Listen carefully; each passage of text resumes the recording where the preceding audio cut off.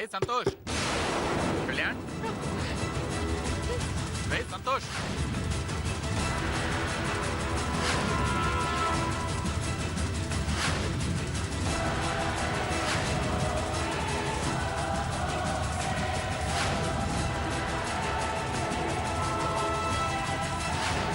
రే Santosh,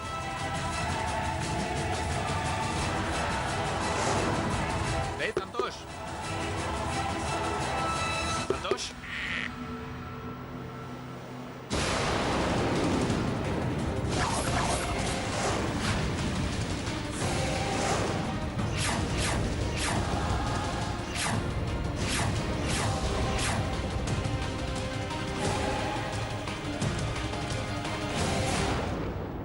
boss మీరు సంతోష్ ఎక్కడా? 2 రోజుల నుంచి రాలేదు.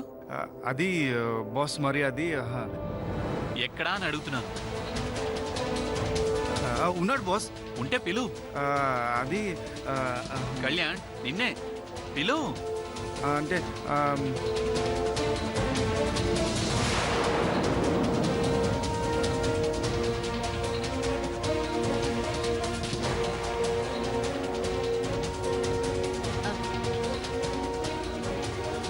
సార్. సంతోష్, ఏంట్రా వచ్చి 2 రోజులైంది? ఏ ఇల్లు గుర్తుకు రాలేదా? అది కాదు సార్. లేకపోతే మరేంట్రా మాటైనా చెప్పకుండా వచ్చేసావు? సార్ అది అది బాస్, సంతోష్కి కాస్త జ్వరంగా ఉంటేను నేనే ఉండమన్నాను. జ్వరమా? మరి నాకు ఫోన్ అయినా చేయలేదు?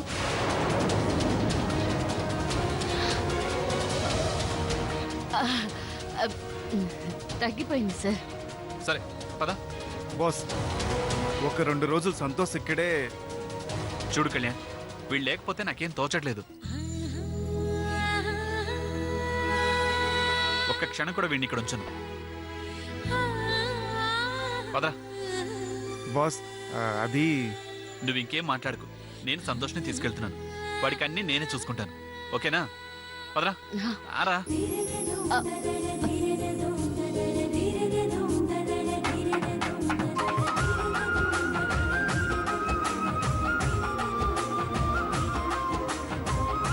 రారా.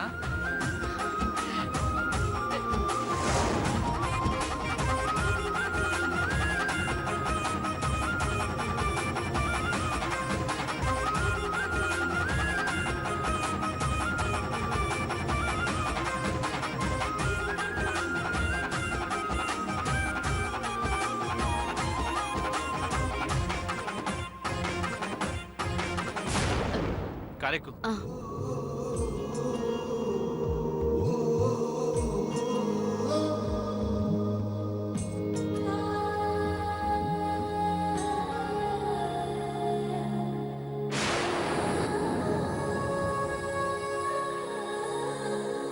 ఏంట్రా కొత్తగా చూస్తున్నావు? ఏం లేదు. సరే కూర్చో.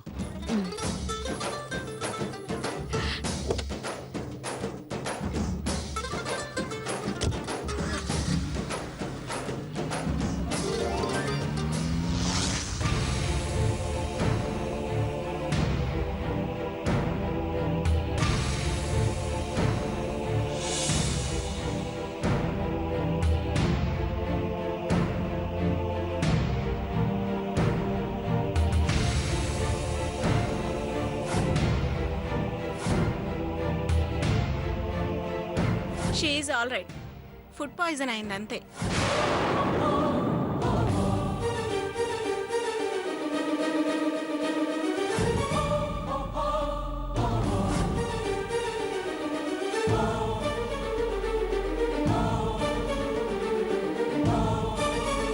చిన్నత్త, ఇప్పుడేమైందని అంతలా బాధపడుతున్నావు? ఇంకా ఏం కావాలమ్మా? నువ్వు కుప్పకూలిని తేరి చూస్తుంటే ఒక్కసారిగా గుండె ఆగిపోయింది.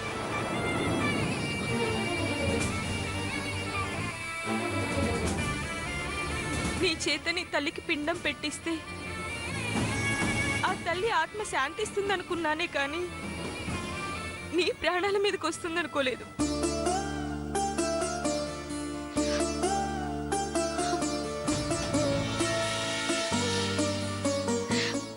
అత్తయ్య, డాక్టర్ చెప్పారుగా ఫుడ్ పాయిజన్ అయిందని. ఏం పెద్దత్తా? అవునవును. అత్తయ్య, డాక్టర్ చెప్పారుగా ఫుడ్ పాయిజన్ అయిందని. ఏం పెద్దత్తా? అవునవును. కలుషితమైన ఆహారం తినడం వల్లే అలా జరిగిందని చెప్పారు. కానీ కావాలని ఎవరూ కలుషితం చేయలేదుగా.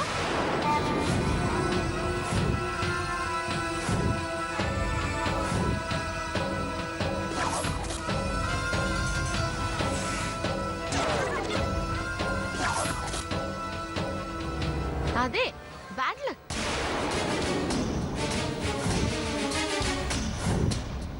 అనుకోకుండా అప్పుడప్పుడు అలా జరుగుతుంది కదా. ఏంటమ్మా బ్యాడ్ లక్? జరగరాంది ఏదైనా జరిగితే ఈ రోజు మేమంతా ఏమైపోయే వాళ్ళమో తలుచుకుంటేనే ఊపిరి ఆగిపోతుంది. అత్తయ్య, ఏం జరగలేదు కదా. అయినా మా అమ్మ వర్ధంతి రోజు నాకు ఆపదొస్తుందా? వస్తే అమ్మ ఊరుకుంటుందా? అమ్మ నాకు తోడుగా ఉంది. నీ దీవెనలున్నాయి. అన్నిటికంటే ముఖ్యంగా పెద్ద ఆశీస్సులున్నాయి. ఇక నాకేమవుతుంది కదా పెద్దత్త? అవును, నీకేమవుతుంది? ఏం కాదమ్మా. చూసావా చిన్నత్త, పెద్దత్త ఎంత కాన్ఫిడెంట్ గా చెప్తుందో. చావు నన్ను తాకే చివరి క్షణంలో కూడా అడ్డుపడి మరీ ఆపుతుంది పెద్దత్త.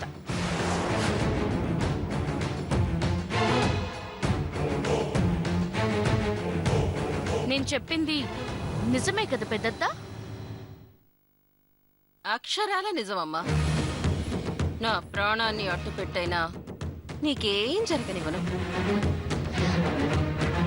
ఇటు పెద్దత్త, అటు కైలాసం తాత.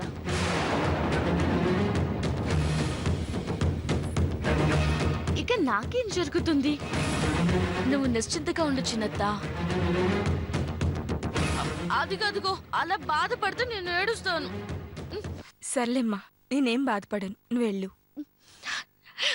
మా మంచత్త.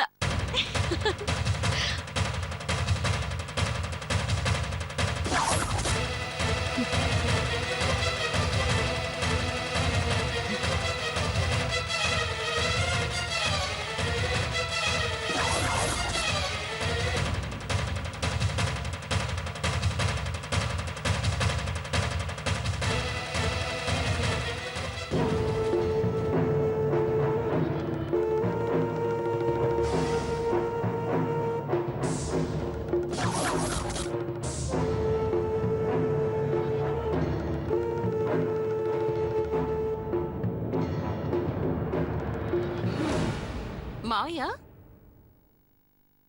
దీని మాటల్లోనూ చేతల్లోనూ ఎప్పుడూ లేనంత తేడా కనిపిస్తుంది కదా. అవునమ్మా, ఇన్నాళ్ళు సంగీతని చూడాలి చూడాలి అంటుంటే ఏమో అనుకున్నాం. కానీ అది విషం తిని కొట్టుకుంటుంటే ఇదేంటమ్మా అంత రియాక్ట్ అయింది? మనమే సంగీతం తీసుకురావాలని ఇది కండిషన్ పెట్టడం, మనం బెదిరిపోవడం, మన ప్రమేయం లేకుండానే సంగీత అక్కడికి రావడం, మనకి తెలియకుండానే హాస్పిటల్ నుండి మాయమైపోవడం, ఇదంతా చూస్తుంటే ఏదో జరుగుతుంది మావయ్య. నాకు అలాగే అనిపిస్తోందమ్మా. కానీ సంగీత విషయంలో ఎందుకింత రియాక్ట్ అవుతుంది? ఎంత జరిగినా ఇది ఎందుకింత రిలాక్స్డ్ గా ఉంది?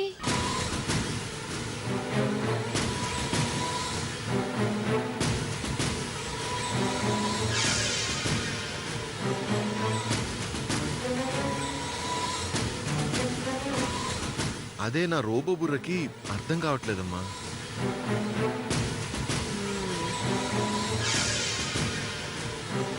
ఆలోచించాల్సిన విషయం మావయ్య. ఎలాగైనా సరే దీన్ని 24 గంటల్లో ఛేదించాలి.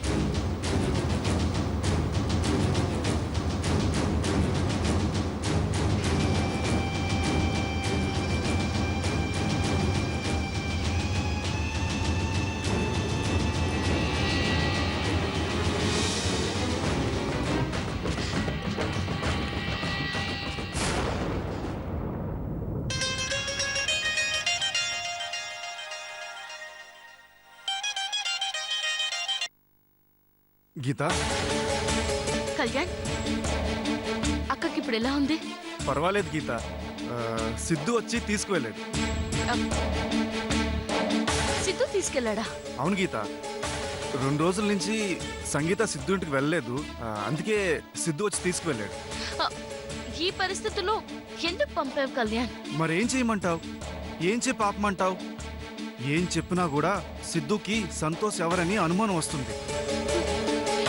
అంతేకాదు గీత, సంగీత నీ మీద చాలా కోపంగా ఉంది.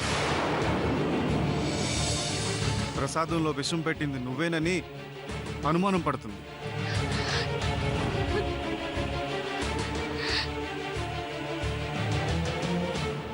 అది నా దురదృష్టం కళ్యాణ్.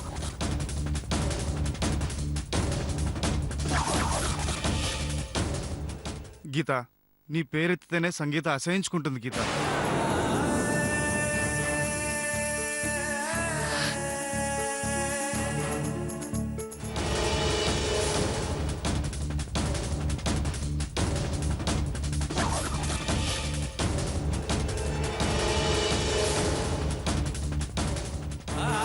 పర్వాలేదు కళ్యాణ్, నేను చేసిన తప్పుకి ఆ మాత్రం అనుభవించాల్సిందే.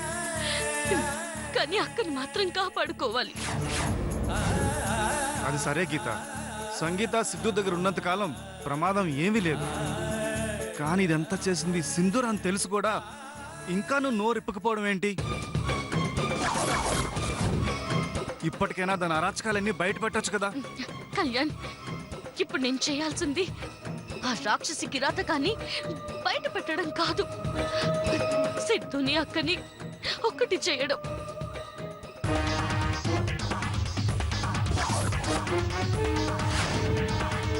ఇప్పుడు జరిగిందంతా బయట పెడితే సంగీత ఇల్లు చేరుతుంది. కానీ ఏ క్షణంలోనైనా ఆ సింధూర అక్కని చంపేస్తుంది కళ్యాణ్.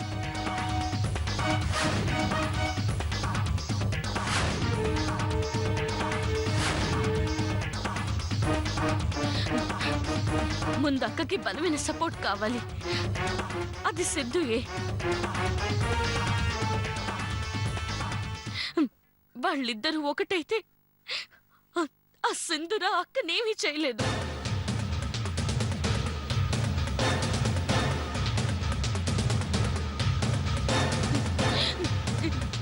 అప్పుడు నేనేమైపోయినా పర్వాలేదు.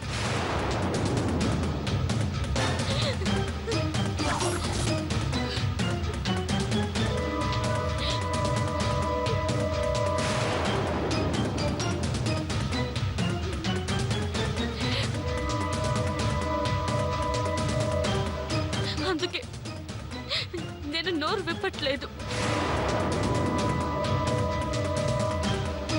అప్పుడైనా సంగీతకి నా మీద కాస్తైన కోపం తగ్గుతుందన్న ఆశ. నా మీద కాస్తైన కోపం తగ్గుతుందన్న ఆశ.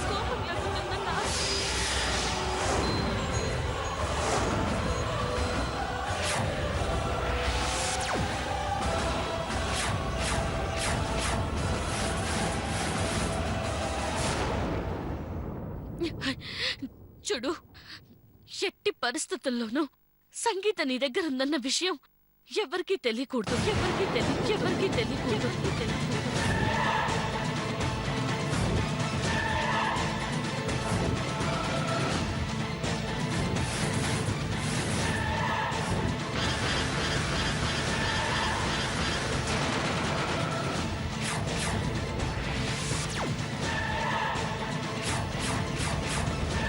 వీలైనంత తొందరగా సంగీతని సిద్ధుని కలపాలి.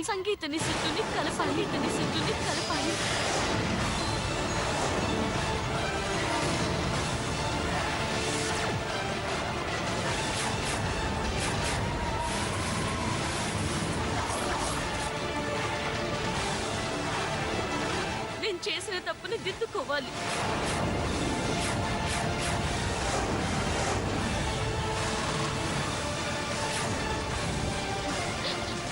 అప్పటి వరకు సంగీత సింధుల కంట పడకూడదు. నేను చేసిన తప్పుని దిద్దుకోవాలి.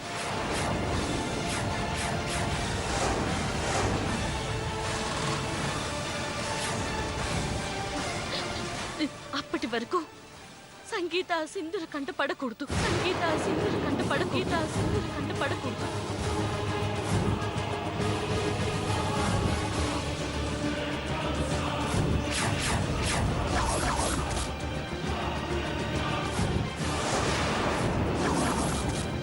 అలాగే గీత, అదంతా నేను చూసుకుంటాను. సరే సంగీత, జాగ్రత్త. ఓకే.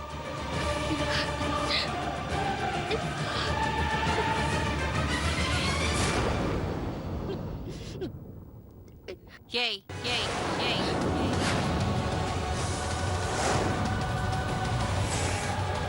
ఎవరితో మాట్లాడుతున్నావు?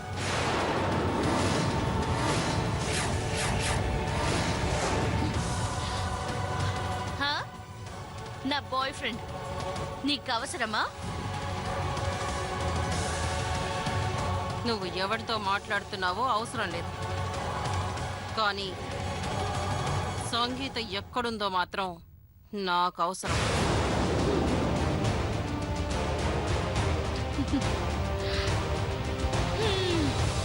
జోక్ చాలా బాగుంది.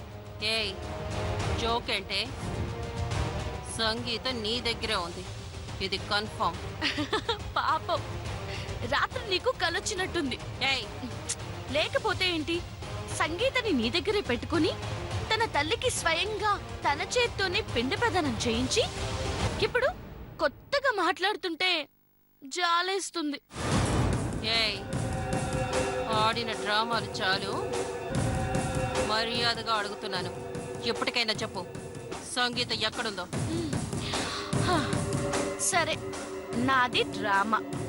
పద, చిన్నత దగ్గరికెళ్ళి ఈ డ్రామాకి తెరదించు. పద, కదలవే. చూడు, అనవసరంగా నన్ను డిస్టర్బ్ చేయకు. సంగీతని తీసుకురావాల్సింది నువ్వు, ఎక్కడుందో చెప్పాల్సింది కూడా నువ్వే. అది మర్చిపోతే నీకే నష్టం. జాగ్రత్త.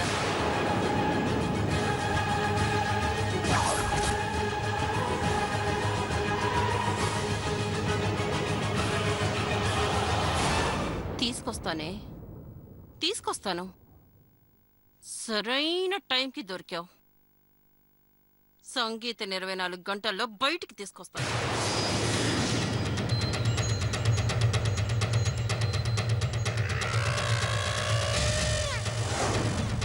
సింధూరా, ఏంటమ్మా నువ్వు చెప్పేది? నిజం నిప్పు లాంటిది కదా మావయ్య, అదే తన్నుకొస్తుంది. ఏమంటున్నావమ్మా? నా అనుమానం ఎప్పుడు తప్పు కాదు మావయ్య, నా 6th సెన్స్ చెప్తూనే ఉంది. కానీ దాని వయసుని బట్టి కాస్త తక్కువ అంచనా వేశాను, అందుకే మనల్ని అది ఆడిస్తుంది. అంటే కన్ఫామ్ గా సంగీత దాని దగ్గరే ఉందంటావా? డౌటే లేదు మావయ్య. అది సంగీత ఎక్కడెక్కడ అంటూ సంగీతని చూపించాలని కండిషన్స్ పెడుతూ మనల్నే గింగిర్లు తిప్పుతుంది. కానీ నా లెక్క ప్రకారం సంగీత దాని దగ్గర ఉండదమ్మా.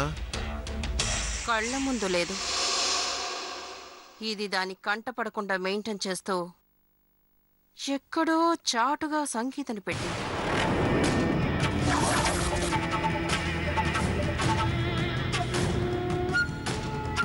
అంతేకాదు మావయ్య, మనం దీని మీద కాన్సన్ట్రేట్ చేస్తూ బుర్రకి పదును పెట్టలేకపోయాం.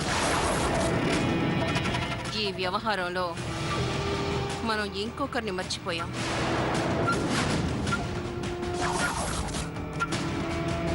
ఎవరమ్మా? సిద్ధుగాడు. వాడా? వాడి దగ్గర ఉందంటావా? ఇది తప్పు చేశానని రియలైజ్ అయిపోయి సెంటిమెంట్ కట్టలు తెంచుకుంది. అందుకే సిద్ధుని సంగీతని ఒకటి చెయ్యాలని ప్రయత్నిస్తోంది. సంగీతని దాచి డ్రామాలు ఆడుతుంది.